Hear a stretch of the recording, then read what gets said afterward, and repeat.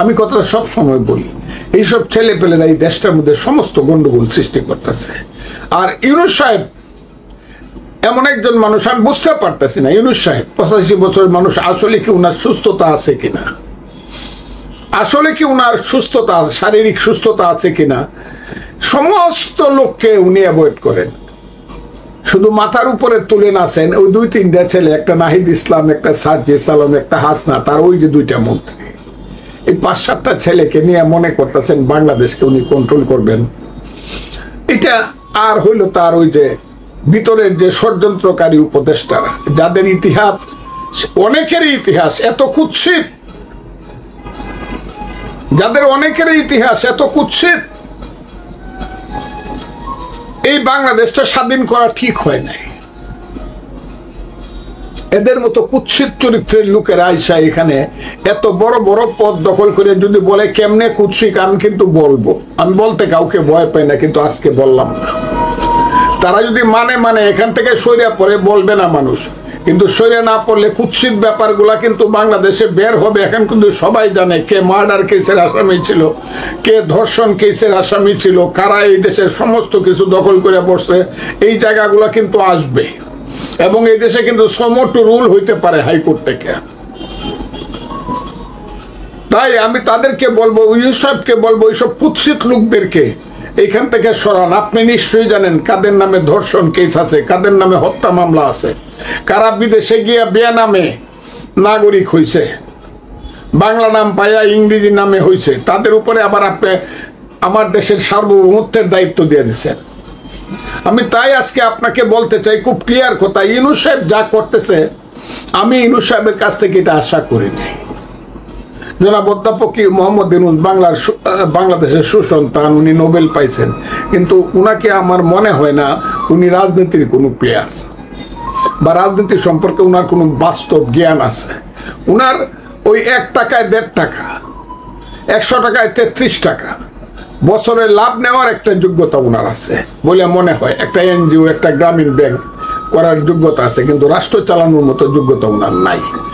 একটা কথা বলি, আপনি যে কথাটা বললেন শুরুতেই, যে এই সরকারের প্রধান দায়িত্ব ছিল যে একটা সুষ্ঠু নির্বাচনের মাধ্যমে জনগণের নির্বাচিত লোকজনের হাতে ক্ষমতা হস্তান্তর করা, এটাগুলো তারা সবচেয়ে ভালো করত। কিন্তু আপনি যে শুনেছেন নিশ্চয়ই, গতকালকে একজন উপদেষ্টা সৈয়দ রিজওয়ানা হাসান তিনি বলেছেন যে কেবল নির্বাচন করার জন্য আমরা দায়িত্ব নিইনি, ওনাদের নাকি আরো দায়িত্ব আছে, বিচার সম্পন্ন করা, সংস্কার করা, এগুলো আরো অনেক দায়িত্ব আছে। এই ওনার এই কথাটাকে আপনি কিভাবে মূল্যায়ন করবেন? উনি একজন নারী, সম্মানিত ভদ্র মহিলা। উনি যদি পুরুষ হইতো আমি কিন্তু ওনার সম্পর্কে অনেক সত্য কথা বলতাম। আগেও আপনার কাছে বলছি, সেই সত্য কথাটা ওনার সঙ্গে খারাপ কিছু বলি না, কারণ ওনার জন্মটা হয়েছে একটা দালাল পরিবারে, একটা স্বাধীনতা বিরোধী পরিবারে। ওনার এই দেশ সম্পর্কে ওনার কোনো ধরনের মায়া মমতা নাই, কারণ ওনার আব্বা বা ওনার বাবা, ওনারা জঘন্যতম রোল প্লে করছে মুক্তিযুদ্ধের সময় হবিগঞ্জে। কাজে এই দেশটা রইল কি রইল না, এইটা তাদের কাছে কোনো ব্যাপার না। উনি তো এটাকে নিয়ে মজা করতেছে, দেশটাকে নিয়ে। উনি যে ধরনের কথা বলে, উনি এই কারণে ওনারে কে আনছে, ওনারে কে আনছে? উনি এনজিও করা ছাড়া আর কিছু মানুষের পায়রবি করা ছাড়া ওনার জীবনে কি যোগ্যতা আছে? ওই পুরস্কার পাইছে, এইসব পুরস্কার এগুলা কিভাবে পায় এগুলা মানুষ জানে। ওই দেশি বিদেশি পুরস্কার পায় ফেলছে, কি করছে উনি দেশের জন্য? এবং আমি খুব ক্লিয়ারলি বলি, উনাকে কিন্তু এত ছোট মাপের মানুষ, ওনারা এত ছোট মাপের মানুষ।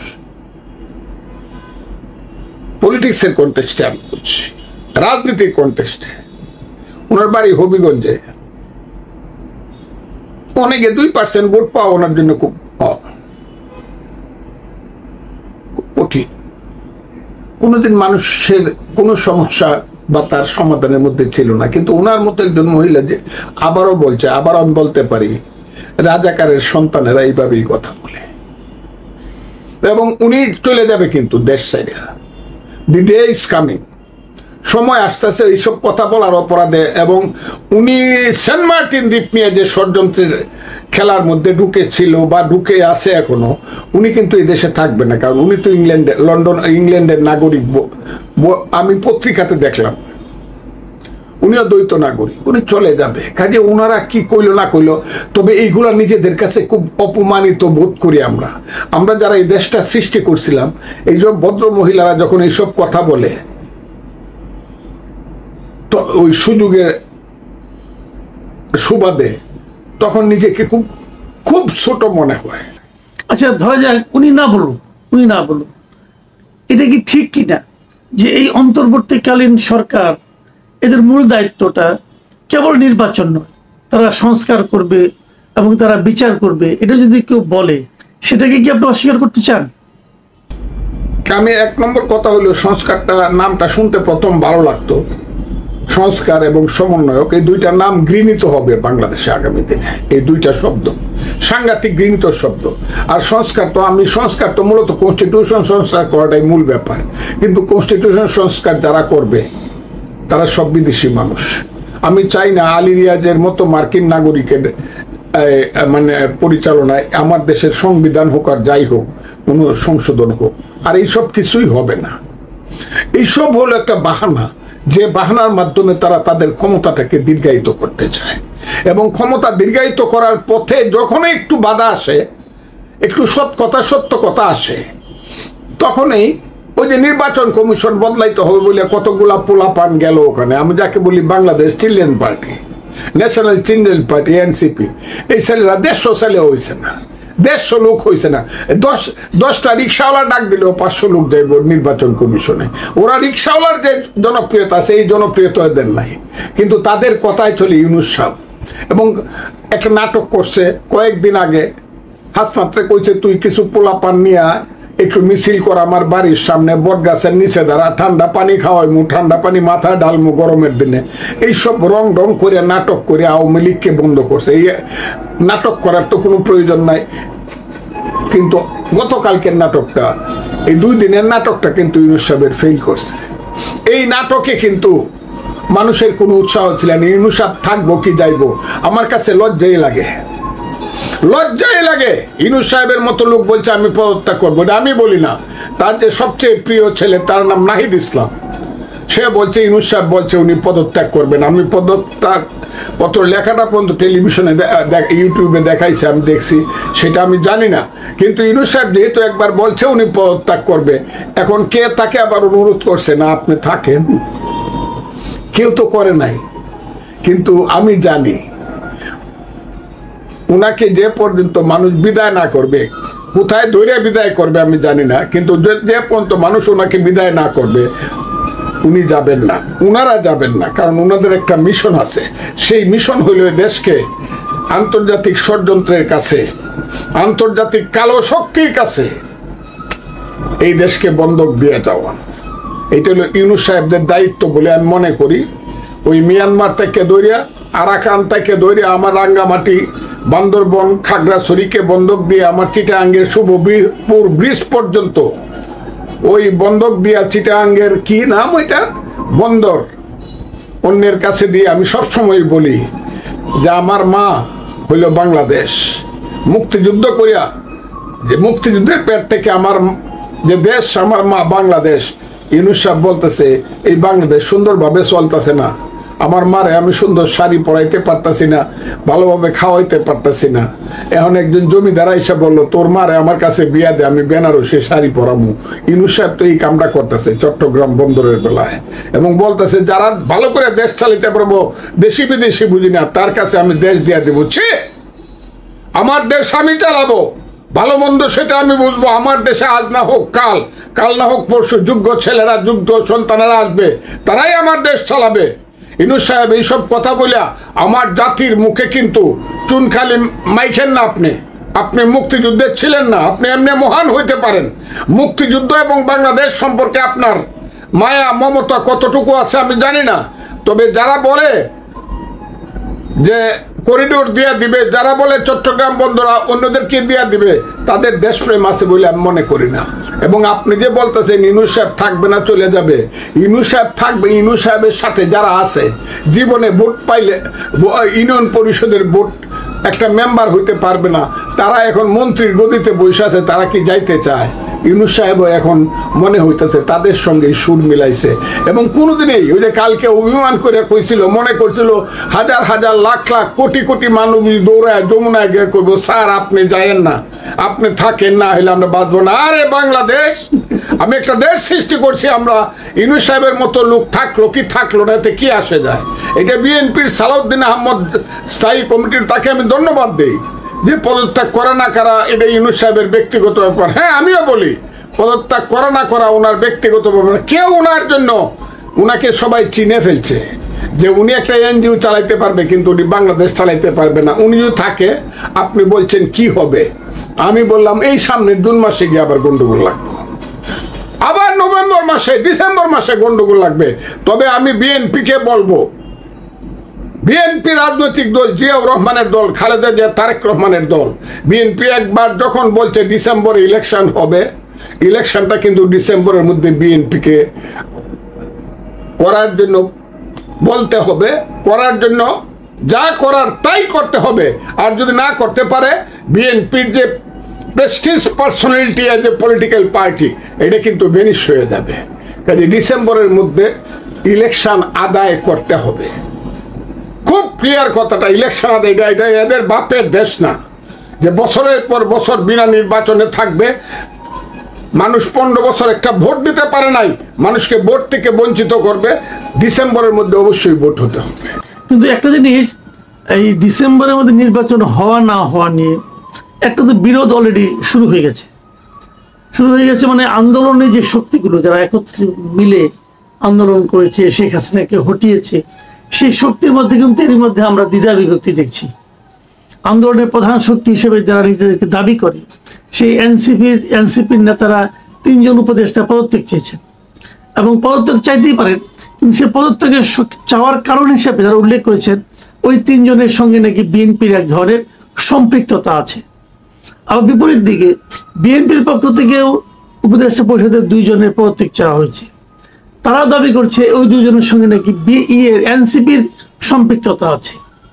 তাহলে এনসিপির সম্পৃক্ততা আছে, বিএনপির সম্পৃক্ততা আছে, এই যে অভিযোগ পাল্টা অভিযোগ, এগুলো যদি চলতে থাকে, তাহলে কি নির্বাচন আরো প্রলম্বিত হওয়ার কোনো আশঙ্কা নাই?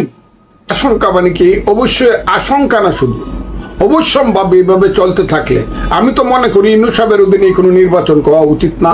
এখানে একটা নতুন তত্ত্বাবধায়ক সরকার হওয়া উচিত, আইনগতভাবে সুপ্রিম কোর্টের সিদ্ধান্ত নিয়ে, আইনগতভাবে, এবং 120 দিনের মধ্যে ইলেকশন করা। ইউনূস সাহেব এবং তার যারা সাথী আছে তাদেরকে দিয়ে এখন আর ইলেকশন করাই দেশে সম্ভব না, কারণ তাদের প্রত্যেকেরই একটা পক্ষ আছে। আচ্ছা, এই আপনি বলছেন এই গভর্নমেন্ট নিরপেক্ষ থাকছে না? এই গভর্নমেন্ট কোন নিরপেক্ষ? ইউনূস সাহেব নিজেই নিরপেক্ষ না এখন, কারণ উনি ওই দলটা, এনসিপি যে দলটা, যে দলে 150 লোক হয় মিছিল করলে পরে, এই দলটা হইলো ওনার নিয়োগ কর্তা। আচ্ছা, তাদের কর্মচারী। আরেকটা কথা, এই কথাটা বলে আমি শেষ করবো আলোচনাটা, সেটা হলো যে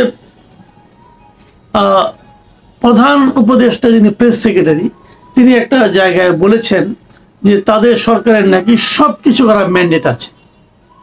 এখন এদিকে যখন এই অন্তর্বর্তীকালীন সরকারটা গঠন করা হয়, এটা তো সংবিধানের মধ্যে এর কোনো অপশন ছিল না, কিন্তু এটা গঠন করার ক্ষেত্রে সুপ্রিম কোর্টের কাছ থেকে এক ধরনের একটা পরামর্শ নেওয়া হয়েছে। তো সেই পরামর্শ কি ওখানে কি বলা হয়েছিল যে তাদের সব ধরনের কাজ করার ম্যান্ডেট আছে, ম্যান্ডেট থাকবে? লোকগুলার কথা আপনি আমাকে জিজ্ঞাসা, বিশেষ করে এই লোকটার কথা মনে হলে আমার মনে হয় আইলের ভাই কলির কাল, ছাগলের চাটে বাঘের কাল। এরা কারা? বাংলাদেশে 2 পয়সার মানুষেরা, বাংলাদেশের রাজনীতির ক্ষেত্রে বলতেছে, সাংবাদিকতার ক্ষেত্রে বা তার নিজস্ব ক্ষেত্রে তার যোগ্যতা থাকতে পারে, এটা আমি অস্বীকার করবো না, কিন্তু রাজনীতির ক্ষেত্রে হোয়ার দে ইন বাংলাদেশ, তাদের কি ভূমিকা আছে, তাদের কি অবদান আছে, এইসব লোকেরা সময় এবং সুযোগে যে ধরনের বেয়াদবি বেতুমিজি কথা কইয়া গেল, আল্লাহর রহমত যদি হয়, জনগণের প্রতিনিধিদের হাতে যেদিন দায়িত্ব আসবে, সেদিন যাতে তারা বাংলাদেশে থাকে। আমি কথাটা বলে, সেদিন যাতে বাবারা তোমরা বাংলাদেশে থাইকো, যাতে আমরা জিজ্ঞাসা করতে পারি, ও বাবা তুমি কি কইছিলা, একটু কত দেখি, তোমার জিব্বাটা বাইর করে একটু কথাটা কও। আমি এদের সম্পর্কে কিছুই বলতে, এদেরকে আমি ভীষণভাবে মনে করি আইলোরে বাই কলির কাল, ছাগলের সাথে বাঘের গাল। আমি তো বলছিলাম এই যে খলিলুর রহমানকে কি বানাইছে, প্রতিরক্ষা বাহিনীর কি নিরাপত্তা বিষয়ক হ্যাঁ মন্ত্রী বানাক বা নেতা বানাক, আমি বলছিলাম ফজলুর রহমান যাকে চিনে না বাংলাদেশে, সে কেমনে নিরাপত্তা বাহিনীর তত্ত্বাবধায়ক হয়? বাংলাদেশের সেনাবাহিনী, নৌবাহিনী, বিমান বাহিনীর তত্ত্বাবধায়ক তাকে ফজলুর রহমান যাকে চিনে না সে কেমনে হয়? কোত্থেকে কে আসছে? বাপ দাদার নাম নাই, চান মরলের বিয়াই। হ্যাঁ, এরাই সেই দেশটাকে এখন সর্বনাশ করতেছে। আমি বললাম বেশি করলে ইউনূস সাহেব আপনার ওই যে মেন্টর কি মাস্টার মাইন্ড বলছে এই দেশ গৃহযুদ্ধের দিকে যাবে। আমি চাই না গৃহদিকে যাই, কিন্তু খুব বিপদ হবে কিন্তু ইউনূস সাহেব। মানুষ কিন্তু যাই বুঝতে পারছেন না, আজকে 3 দিন যাবৎ খালি আর্মি একটু কথা কইছে, সেই আর্মিকে আমি স্যালিউট জানাই। বাংলাদেশের আর্মিতে হয়তো বা আগে কিছু এদিক সেদিক কিছু লোকজন ছিল, কিন্তু আজকের আর্মিকে আমার খুব দায়িত্ববান আর্মি এবং দেশপ্রেমিক আর্মি বলেই মনে হচ্ছে, এবং আর্মির জেনারেলকে মনে হচ্ছে উনি খুব সুন্দর এবং সুস্থভাবে এবং বিচার বিবেচনা করে কাজ করে এবং কথা বলে। কাজেই আমি খুব ক্লিয়ারলি বলবো ইউনূস সাহেব খুব সাবধান। আমি কিন্তু উবায়দুল কাদেরে বলছিলাম, শেখ হাসিনারে বলছিলাম, আজকে আপনাকে বলি সাধু সাবধান, সাধু সাবধান, সাধু সাবধান। দেশ কিন্তু এরকম থাকবে না।